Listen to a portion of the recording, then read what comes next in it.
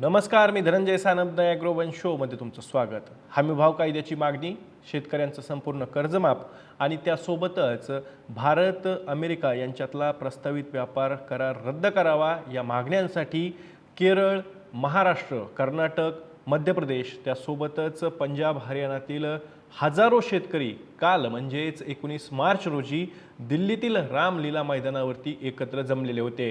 या जमलेल्या शेतकऱ्यांनी केंद्र सरकार आणि पंतप्रधान नरेंद्र मोदी यांना इशारा देत एक स्पष्ट केलंय की पुढील काळात जर या मागण्या मान्य झाल्या नाही तर मोठ्या प्रमाणात देशभरात आंदोलन शेतकऱ्यांचं उभं करण्यात येईल, अशा प्रकारचा इशाराही या शेतकरी नेत्यांनी आणि इथे जमलेल्या शेतकऱ्यांनी दिलाय. मग या शेतकऱ्यांच्या मागण्या नेमक्या आहेत काय, काल दिल्लीत नेमकं घडलं काय, त्यासोबतच हमीभाव कायद्याची जी काही मागणी आहे ती कधीपासून करण्यात येते, कर्जमाफीबद्दल शेतकरी नेते काय म्हणालेले आहेत, शेतकऱ्यांवर किती कर्ज थकीत आहे, त्यासोबतच भारत अमेरिका यांच्यातला जो व्यापार करार आहे तो जर का झाला तर किती लाखो कोटी रुपयांचा फटका शेतकऱ्यांना बसू शकतो, या सगळ्याबद्दल शेतकरी नेत्यांची भूमिका काय होती, या सगळ्याची माहिती आपण आजच्या द ॲग्रोवन शोमधून घेणार आहोत. त्यामुळे तुम्ही व्हिडिओ शेवटपर्यंत नक्की बघा. दिल्लीत 2020-21 साली ऐतिहासिक असं शेतकऱ्यांसाठी आंदोलन करून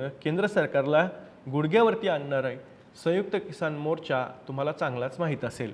याच संयुक्त किसान मोर्चाच्या नेतृत्वाखाली काल म्हणजेच 19 मार्च रोजी दिल्लीतील रामलीला मैदानावरती हजारो शेतकरी एकत्र जमलेले होते. या शेतकऱ्यांनी यावेळी मागण्या काय केल्या तर प्रामुख्यानं हमीभाव कायद्याची हमी द्यावी अशा प्रकारची मागणी करण्यात आली.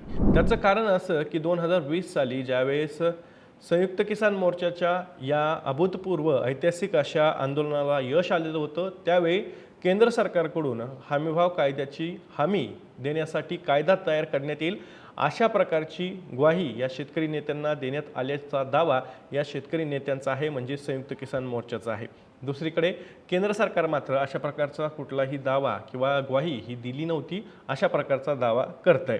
आणि त्यामुळेच याच पेचावरून मागच्या 3 वर्षापासून संयुक्त किसान मोर्चा अराजकीय असो किंवा संयुक्त किसान मोर्चा असो यांच्या विविध संघटना ह्या सातत्यानं केंद्र सरकारवरती कडवट टीका करताना आपल्याला पाहायला मिळतात. याच पार्श्वभूमीवरती कालसुद्धा किसान महापंचायतीनं जो मेळावा आयोजित केलेला होता त्यामध्ये सुद्धा हाच मुद्दा होता. भारतीय किसान युनियनचे अध्यक्ष राजवीर सिंग यांनी माध्यमांना असं सांगितलं की केंद्र सरकार दरवर्षी हमीभाव शेतमालाचे जाहीर करतं, परंतु प्रत्यक्ष खरेदीची यंत्रणा नसल्यामुळं सरकार शेतकऱ्यांकडून शेतमाल खरेदी करत नाही आणि त्यामुळे मोठ्या प्रमाणात शेतकऱ्यांचं नुकसान होतं आणि हमीभाव शेतकऱ्यांना मिळत नाही अशा प्रकारचा दावासुद्धा सिंग यांनी केला. त्यांनी बोलताना काही आकडेवारीसुद्धा यावेळी सादर केली. ते असंही म्हणाले की मागील 25 वर्षात हमीभावाचा पूर्ण लाभ न मिळाल्यामुळे शेतकऱ्यांना 111 लाख कोटी रुपयांचं नुकसान झालंय. याच काळात शेतकऱ्यांवर सुमारे 18.5 लाख कोटी रुपयांचं कर्जसुद्धा वाढलंय. त्यामुळे कर्जमाफीची मागणीसुद्धा अधिक तीव्र झाली आहे आणि सरकारने जाहीर केलेला हमीभाव शेतकऱ्यांना प्रत्यक्षात मिळत नाही अशी परिस्थिती असल्यानं शेतकरी अधिकच पेचात अडकलेत असा मुद्दासुद्धा राजवीर सिंग यांनी उपस्थित केला. आता यामध्ये त्यांनी कर्जमाफीचा सुद्धा उल्लेख केलेला होता आणि कर्जमाफीची मागणीसुद्धा संयुक्त किसान मोर्चाच्या नेतृत्वाखाली विविध शेतकरी संघटना ह्या मागील 4 ते 5 वर्षांपासून करतायत. देशपातळीवरती शेतकऱ्यांची कर्जमाफी करण्यात यावी अशी सुद्धा मागणी केली जाते. जवळपास मागील 10 वर्षामध्ये 18.5 लाख कोटी रुपयांचं कर्ज हे शेतकऱ्यांवरती वाढलेलं आहे आणि त्यामुळे शेतकऱ्यांच्या आत्महत्यांचा टक्कासुद्धा वाढतोय. याकडेही या संयुक्त किसान मोर्चानं या किसान महापंचायतीमध्ये लक्ष वेधलेलं आहे. त्यामुळं शेतकरी कर्जमाफीची मागणीसुद्धा या संयुक्त किसान मोर्चाच्या किसान महापंचायतीमध्ये जोरकसपणे मांडण्यात आलेली आहे. आता एवढं सगळं करत असताना दुसरा एक मुद्दा ज्याला संयुक्त किसान मोर्चा बिगर राजकीय सातत्यानं विरोध करतोय, त्याच्यावरनं आवाज उठवतोय, तो म्हणजे भारत आणि अमेरिका यांच्यातील प्रस्तावित व्यापार करार.